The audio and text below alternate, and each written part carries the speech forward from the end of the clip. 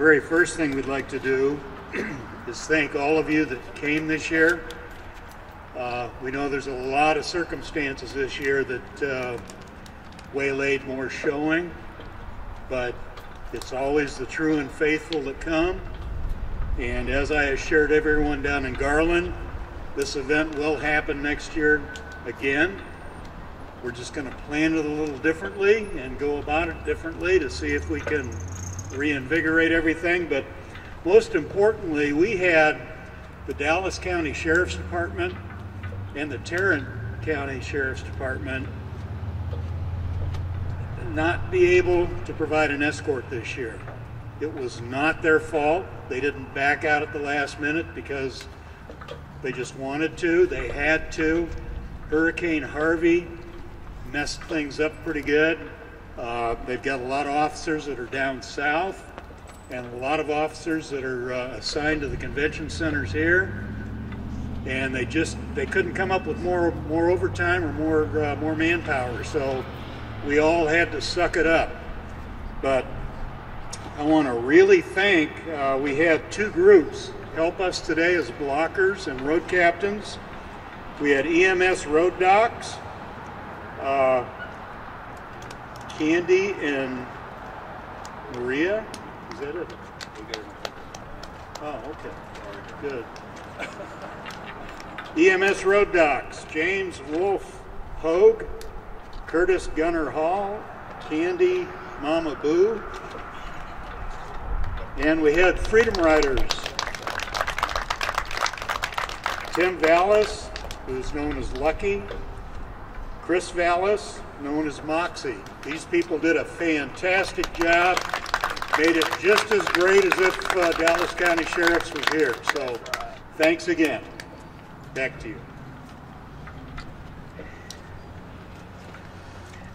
Thank everyone for being here. Like you're patriots, veterans, concerned citizens. And I'd like to start this off with a prayer.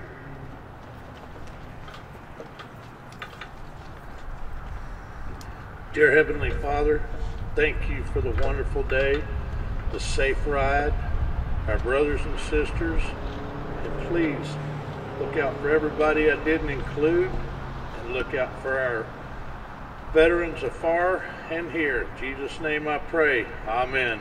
Amen. We are terribly lucky to have Colonel William P. Brandt. Here is our guest speaker, and he's also going to sing the national anthem for us. And Colonel, take it away.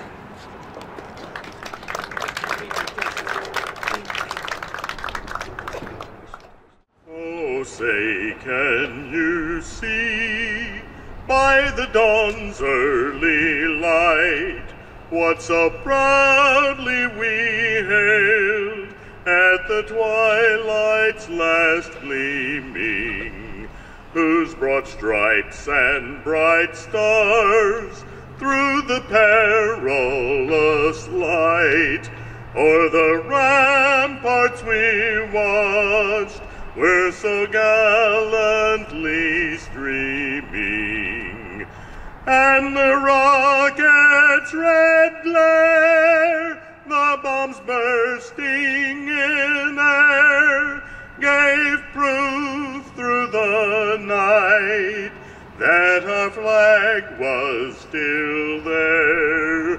Oh, say, does that star-spangled banner yet wave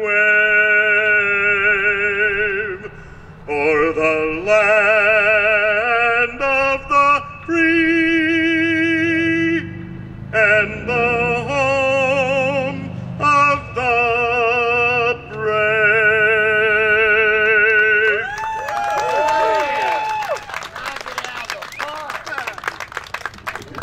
Got to read just back for me. I can't tell you, Colonel, how proud I am of that.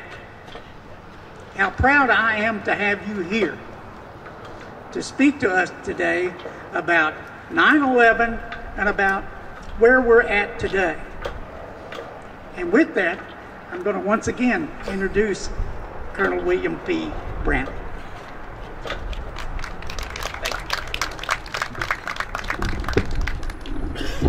I appreciate everyone being here today.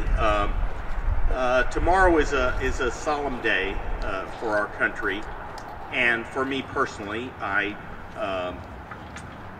a retired Air Force guy. I did 9 years on active duty. I went to Grapevine High School just down the road here, and was lucky enough to go to the Air Force Academy.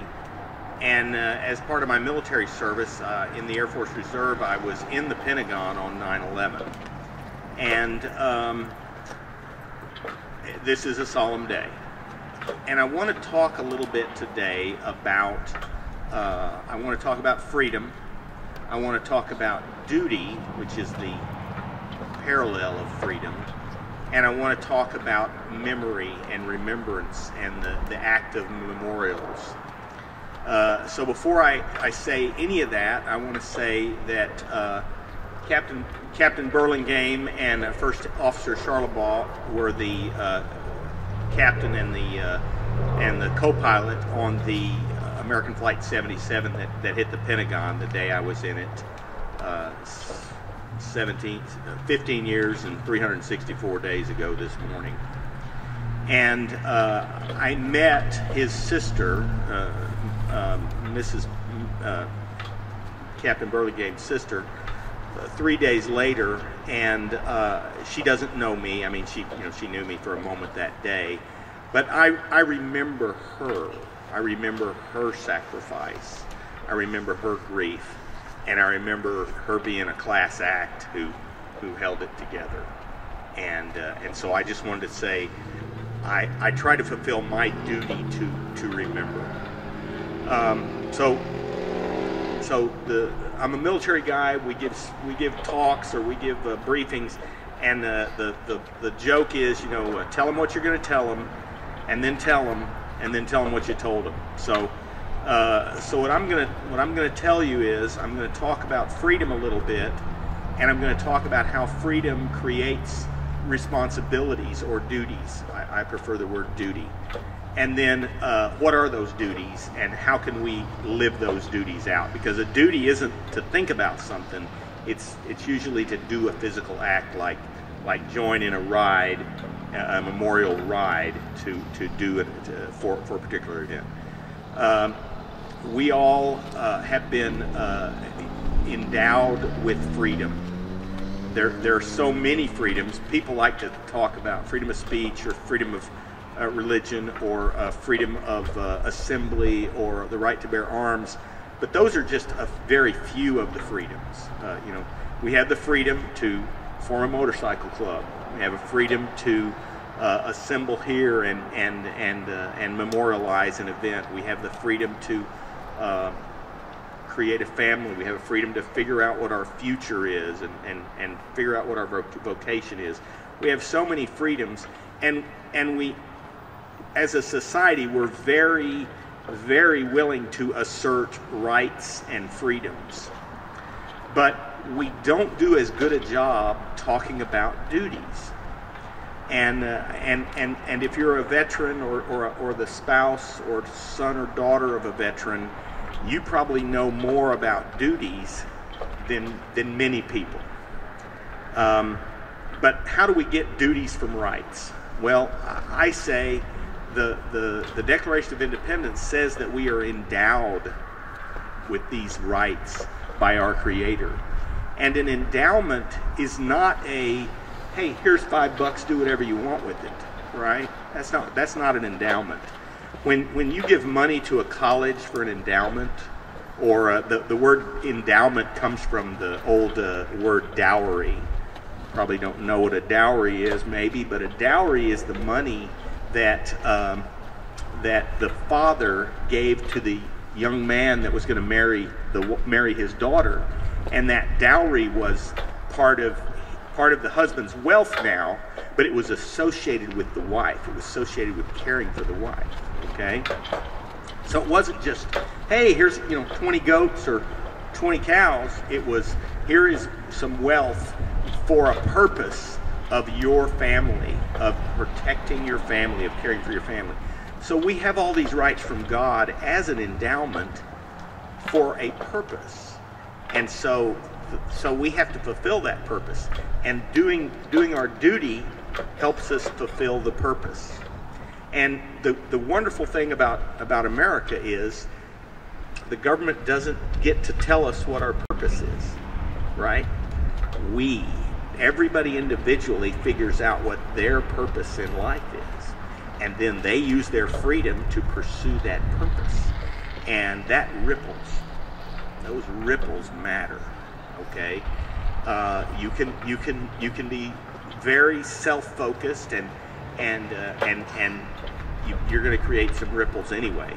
But if you're focused on your community, if you're focused on serving, if you're focused on those duty things, the ripples are going to be bigger and more important. But sometimes the ripples are bad. Sometimes when you decide you're going to join the military or be an EMS worker or go to the police or fire department, you're going to be running into a building and the building's going to come down on top of you. And there's a ripple there that happens to your children and your wife and your friends and so on and so on and so on. So the duty matters, but the ripples end up mattering more. The duty just matters to you and the positive things that it does. But the ripples, the positive ripples are huge. Sometimes the negative ripples are huge too. And I'm very politically conservative, and of course I am a political candidate. I don't think I mentioned that. I'm running for judge out in this part of the county. But if I were a more snake oil salesman, I'd tell you that freedom's always just great, and the duties are always just great, and the ripples are always just positive. But I hope you would never buy that BS, because the bottom line is bad things happen in life.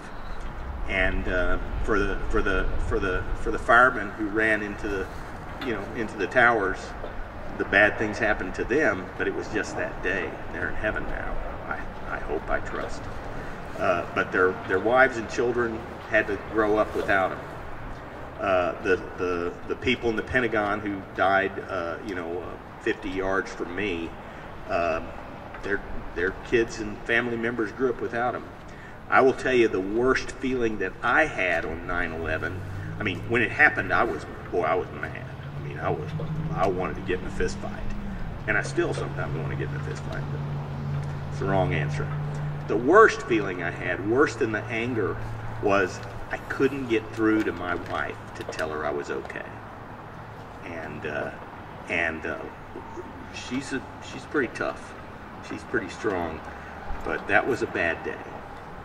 And when I finally got through, the phone lines were all melted that day, and so I would call her number, and I got the had a flip phone or something like that, and I called her number, and all circuits are busy, so I called the house number to leave a message. All circuits are busy, so finally I said, okay, I'm part of the problem. I've got to quit dialing the phone, because if everybody will quit, the circuits won't be busy and somebody get through. So I started calling, instead every 2 minutes, I started calling every 5 minutes. And then I said, okay, I'm going to call every 10 minutes. And I got it back down to 15 minutes, and I would call 3 numbers. I would call Susan's number, I would call the house number, and I'd call my sister-in-law's number.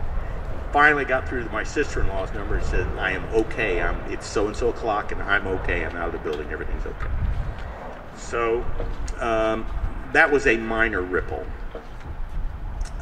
But when I deployed to Pakistan in 2003, and then I deployed to Iraq in 2004, that creates ripples. But proud that the 1,000 airmen that I commanded in Iraq, and we were taking rockets pretty much every day. I brought all 1,000 of those guys home, guys and gals. There were about 70 female airmen, and so that was a good feeling for me. But I told them, we're going to do basic things. We're not going to do something foolish. We're not going to stick a forklift through somebody, right? Because stupid things happen when you're in not a crisis, but in a high intense atmosphere. You guys ride motorcycles, you know how stupid things happen, and none of your fault. No, you know, it just, oh, that semi just didn't see you. Now you're dead. You know, those things do happen. So I was very proud of my team for being focused enough to keep me from having to explain to their wife and their children how your father, your mother died, and I'm so sorry. You know, so that was a good thing for me. But we've had a generation of young men and women who have suffered serious loss over the last 15, 16 years, and so we need to remember, and that's how I'm going to go to this third part of my speech. The act of remembering and the act of vocalizing that and celebrating that memory is very important. The Greeks had a phrase, or actually, this is Latin: "Dulce et decorum pro patria mora est," and the Greeks, the Greeks and the Romans did a lot better job of memorializing heroism and acts of great courage and acts of great sacrifice. But "Dulce et decorum pro patria mora est" means it is sweet and fitting to die for your country. I struggle with that. I struggle with that. Maybe it's sweet for the guy who gets to go out in one sword thrust, but being burned alive, that doesn't sound sweet. And it's certainly not sweet for the widow to be left behind. It's not sweet for the child to not have a father. I see the young kids, and I think, I'm happy that they have parents, because that's a good thing. But the memory of heroism, the memory of sacrifice, helps the young, because we know, I'm looking at some gray hairs, or some no hairs, we know that life is hard, and that we're probably not going to make it through life. We're going to get to an end point, and we'll have to celebrate in heaven when we do.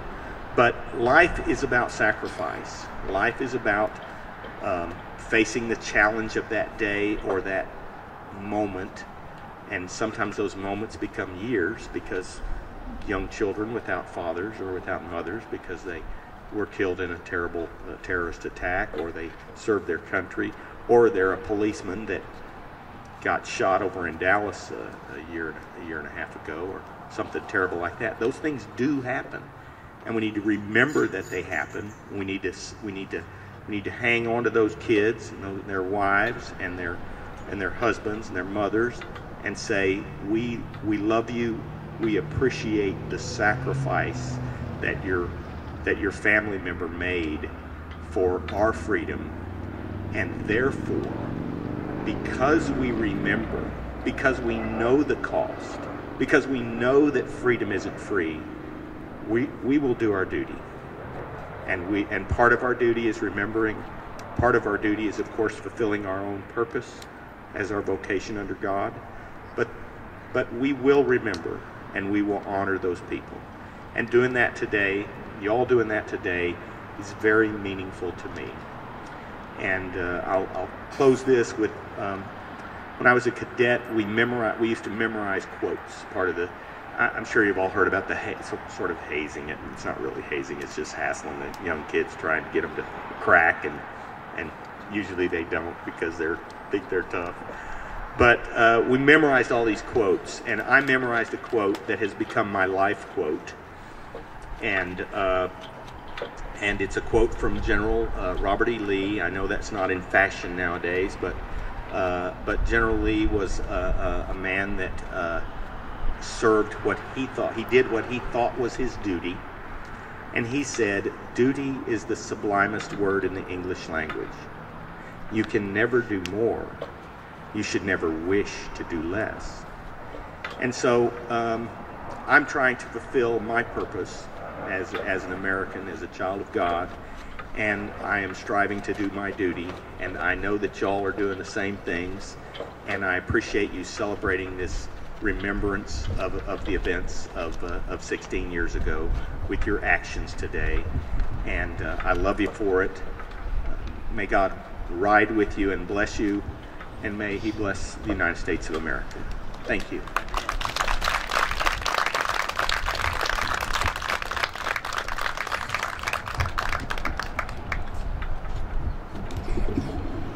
Thank you, Colonel. Really appreciate it. Appreciate you being here. And once again, I want to welcome everybody. I never sit down and write a speech. This is it.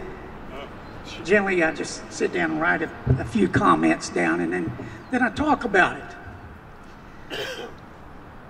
And one thing I want to discuss this today is we have a saying at this event, and that's we must look to the past to see the future, to see what's out in front of us. Now, 5 years ago, we started doing this ride. We created this event in a restaurant after we had been to a political meeting in Tyler, Texas. And then during that meeting, we came up with the idea of a 9/11 memorial ride. And then when we got back, we started searching for something that represented the event of 9/11 here within the DFW area. And this is it, and it's perfect. The Grapevine Flight Crew Memorial, which was created by aircraft employees, American Airlines. There's a lot of people involved in this thing, and we want to thank them for creating such a wonderful monument.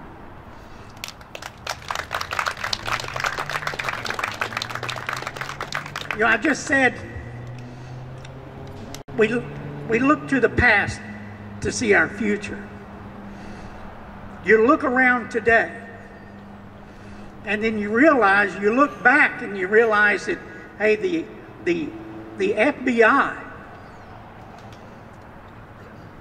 knew that terrorists were planning to use airplanes as weapons of mass destruction 6 years before 9/11 happened. And then you realize the 1993 bombings of the World Trade Center. They were actually following that group that committed that act, that terrorist act, and then they quit following them. So you look around today. Are we distracted again? Americans have, it's horrible to say, but we've got short attention spans. And you look at what's going on today. We are so distracted on so many fronts. It's incredible. And I'm absolutely shocked that the enemy hasn't done something during all this chaos with these hurricanes. I don't want to give them any ideas, but I mean, you look around. Look where we're at. I mean, you look at a lot of our security forces, they've been politicized. They've been infiltrated. I hate to say that, but it's the truth. We've got to refocus in this country. And that's part of what this ride is about. This is the reason we do this every year,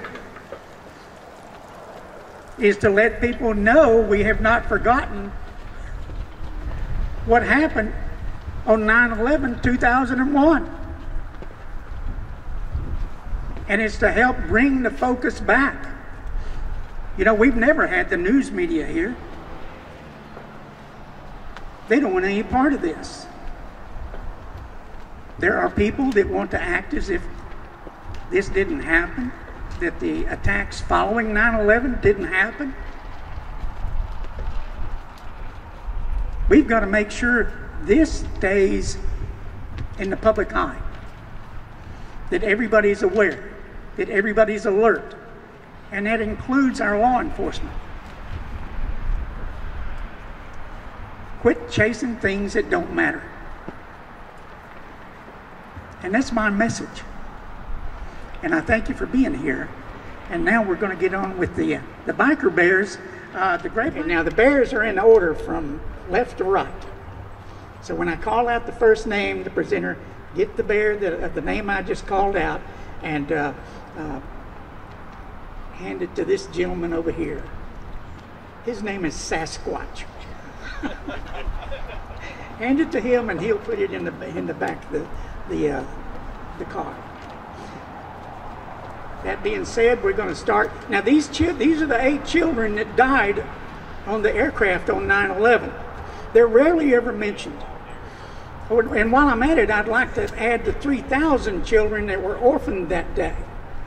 It lost either a mother or father, and in some cases both. I'd like to mention our troops, our first responders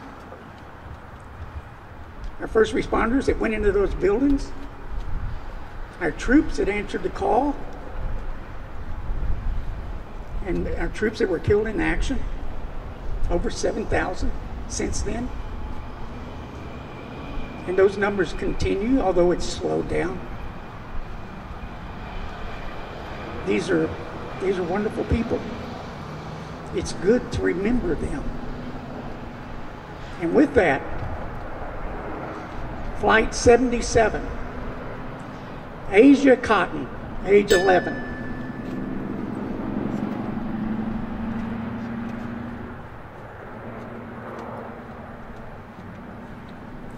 Flight 77, Rodney Dickens, age 11.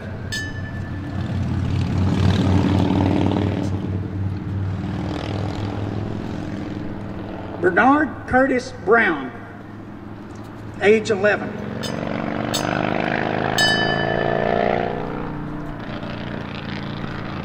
Zoe Faulkenberg, age 8.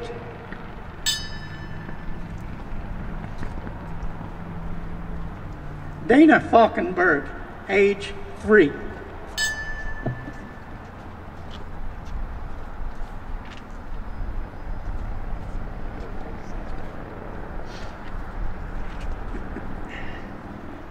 Flight 175,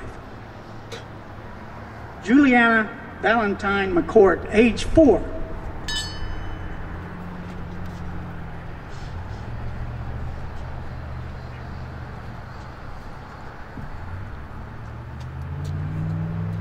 David Gamboa Brandhorst, age 3.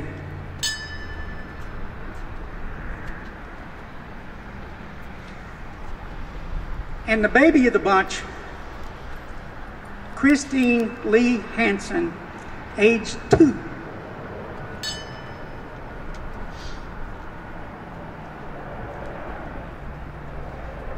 I would like to say one thing. There's one group we always trust. That's our troops. We're always complimentary of them because they are us. Most of our troops come from working families. And tonight, if you would, say a prayer for them. And for all the people that are working to keep us safe. And pray that they're paying attention and they're focused. With that, I thank everybody for being here today. Mel, you got anything you want to wrap up with? My name is Butch Popeye Moss. I'm with Sons of Liberty Riders MC, and once again, thank you.